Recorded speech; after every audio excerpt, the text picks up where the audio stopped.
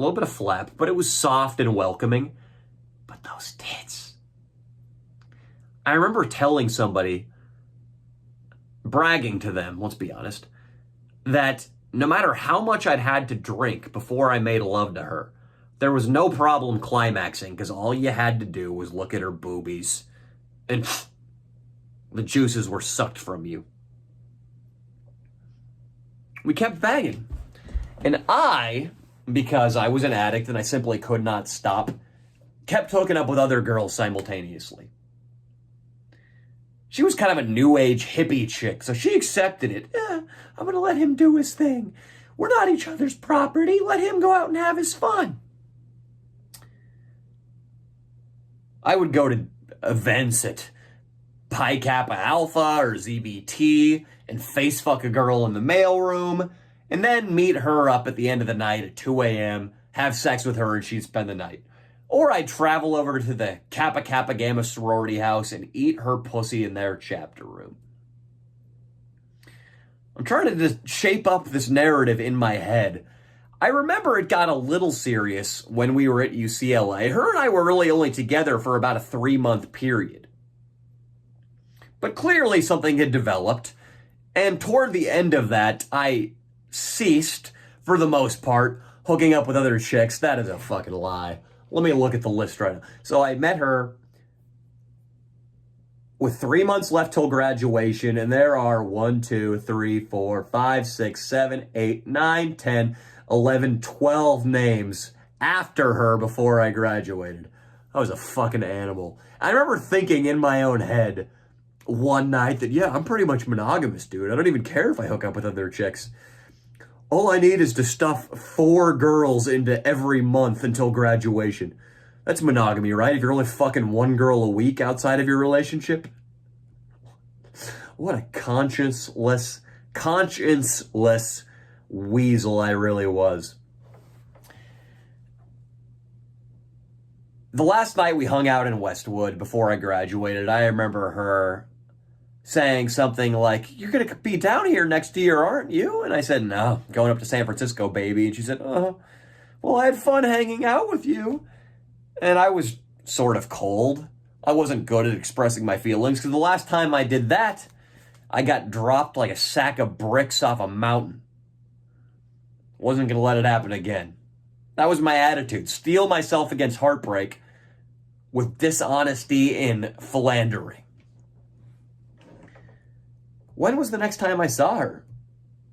I want to say I separated from her in June 2013, didn't see her for all the rest of that year or most of 2014. It was during the alumni tailgate in fall of 2014 that her and I were reunited. I was starting to miss her at that point.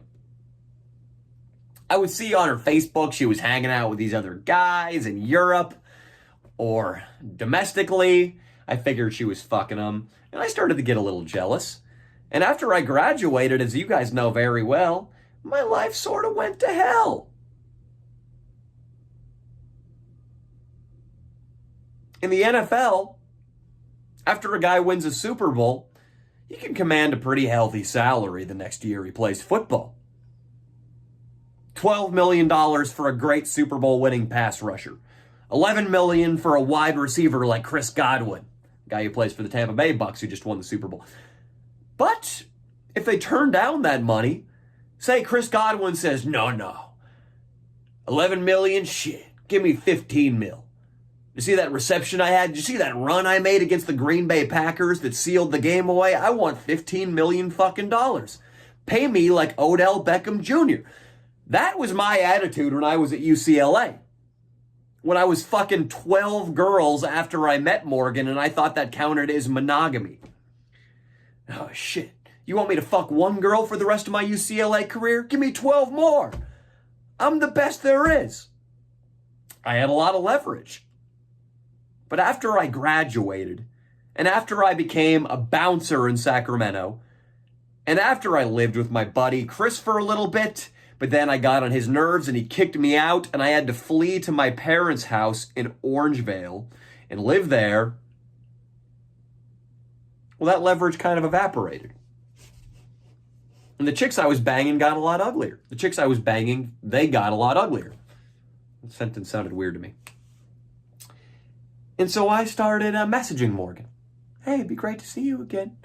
Hey, I really enjoyed our time together at UCLA. My voice went up a couple octaves. Hey, I really miss you. The nights we held each other and listened to the Beatles' White Album. Boy, what I'd give to recreate one of those. At that alumni tailgate, once again, always the romantic, there was this kid, Colin, who loved, I was already at this point putting out comedy writings on a website I had called themullenmode.com. An undergrad at UCLA still, and I think he might even be a patron. Colin, if you're here, please, buddy, please sound off. He was rad. I'd love to hang out with him again. He hooked me up because he loved my writing so much with this girl he was friends with who was just a total slut, this cute Indian girl, total slutty freshman girl. He arranged for her just to blow me, almost sight unseen. I think I shook her hand, took her into the library at Beta, and got blown instantly. So, tip of the hat to Raptor Jess, I think his name was on here, or on Instagram. Colin, please let me know you're here, buddy. But I got blown, passed out on that same couch, woke up the next day, took an Adderall, drank my face off, went to a football game, and then when I was at the football game, started texting Morgan. The reason I'm giving you that timeline is note to yourself that there was no shower at any point in my day. She's responding to my texts. She agrees to hang out after the game. I don't know what this is going to mean. I'm drunk. I'm hoping it means sex, but I really just don't know.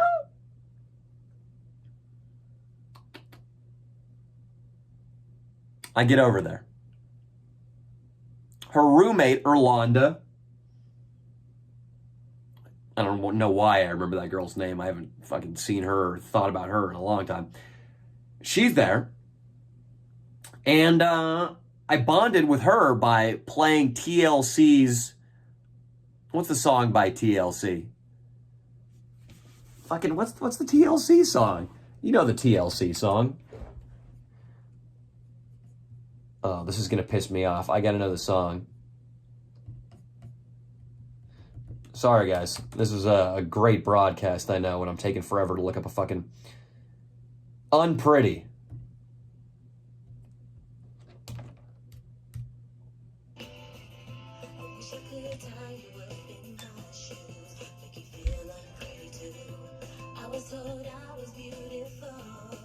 It's a good fucking song.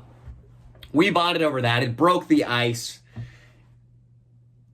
It let Morgan, I think, understand that she was being given the green light by her roommate, and therefore it wasn't weird to fuck this guy who had been out of the picture for a year and a half. So we go back into her room.